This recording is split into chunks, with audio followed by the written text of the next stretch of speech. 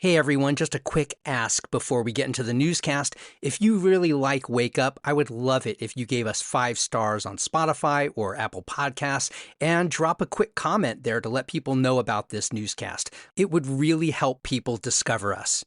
All right, on with the news.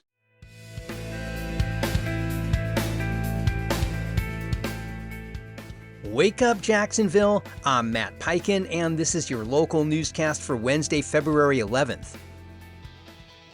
With downtown office vacancy nearing 30%, Jacksonville leaders are weighing whether to subsidize EverBank's lease at 301 West Bay Street to prevent the company from relocating to the suburbs. The proposal, outlined by Downtown Investment Authority CEO Colin Tarbert, would provide nearly $980,000 each year over 10 years to offset the bank's potential savings elsewhere. Tarbert called the deal a defensive move to avoid further weakening what he described as the city's softest commercial market. The Downtown Investment Authority will formally consider the proposal at its February 18th meeting. Read more about this in the Jacksonville Business Journal. 2 former Duval Teachers United leaders have been sentenced for embezzling more than $2.5 million from the union. Former President Terry Brady received 27 months in prison, while former Vice President Ruby George was sentenced to 12 months and a day, followed by 6 months of house arrest. Both received reduced sentences due to health issues and prior community service. Their scheme involved cashing in unearned leave time. A judge also ordered $2.5 million in restitution. Both women must report to prison by April 16th. Read more about this at Jacksonville Today. A St. Johns County businessman is facing a lengthy federal prison sentence after admitting to a multi-year embezzlement scheme. John Lucidi pleaded guilty this week to wire fraud, aggravated identity theft, and filing a false tax return. Prosecutors say Lucidi stole at least $295,000 from a Jacksonville-based window and door company he co-owned, making over 100 fraudulent transactions. He also used a partner's social security number to open a credit card, triggering an identity theft charge that carries a mandatory 2-year prison term. Lucidi has agreed to pay more than $650,000 in restitution. Read more about this in the Times-Union.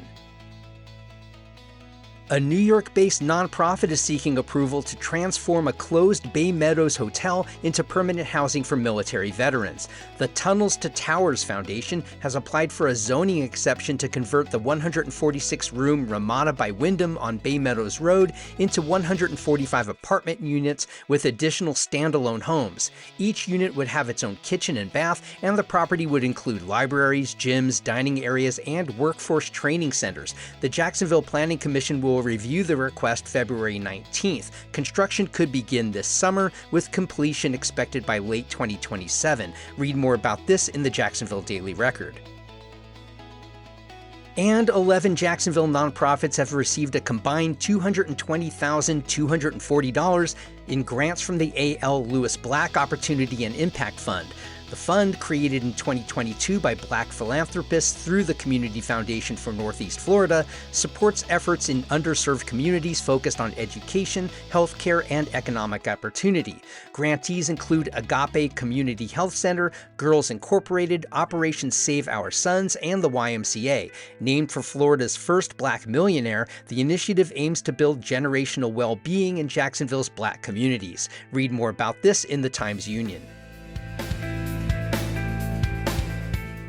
Our free newsletter is a quick local news digest, essentially this newscast in written form. Subscribe at wakeupjacks.transistor.fm. You can also find us on Facebook and Instagram at wakeupjacksfl. And please share this podcast with your friends who care about this city. I'm Matt Peiken. Thanks so much for starting your weekdays with Wake Up Jacksonville.